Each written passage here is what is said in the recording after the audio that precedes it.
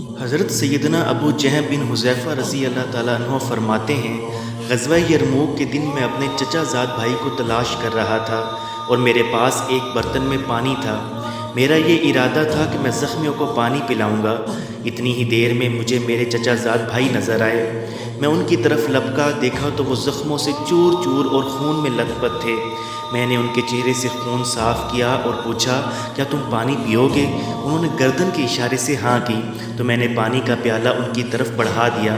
ابھی انہوں نے برتن منہ کے قریب ہی کیا تھا کہ اچانک کسی زخمی کے کراہنے کی آواز آئی۔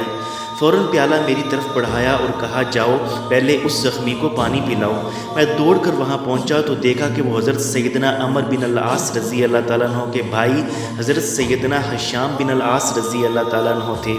میں نے ان سے پوچھا، کیا تم پانی پینا چاہتے ہو؟ انہوں نے اسبات میں سر ہلایا۔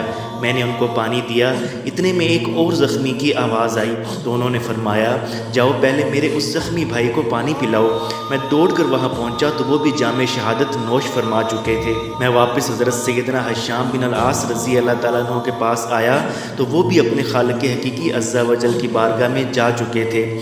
پھر میں اپنے چچا زاد بھائی کے پاس آیا تو وہ بھی واصل بحق ہو چکے تھے۔ امام واقدی اور حضرت سیدنا ابن العرابی رحمۃ اللہ علیہ سے مروی ہے، حضرت سیدنا اکرمہ بن ابو جہل رضی اللہ تعالیٰ عنہ کو جب پانی دیا گیا تو انہوں نے دیکھا کہ حضرت سیدنا سہل بن عمر رضی اللہ تعالیٰ عنہ بھی شدید پیاس میں مبتلا ہیں اور ان کی طرف دیکھ رہے ہیں۔ تو آپ رضی اللہ تعالیٰ عنہ نے پانی نہ پیا اور فرمایا، جاؤ پہلے میرے بھائی کو پانی پلاؤ۔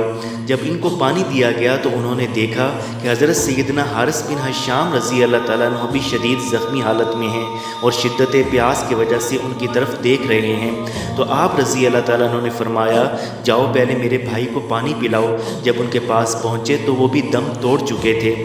دوبارہ جب حضرت سیدنا سہل بن حارث رضی اللہ تعالیٰ عنہ اور حضرت سیدنا اکرمہ بن ابو جہل رضی اللہ تعالیٰ عنہ کے پاس گئے تو وہ بھی جاں بحق ہو چکے تھے۔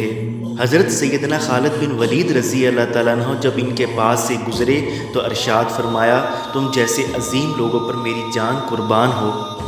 اللہ عز و جل کی ان پر رحمت ہو اور ان کے صدقے ہماری مغفرت ہو، آمین بجاہ النبی الامین صلی اللہ علیہ وآلہ وسلم۔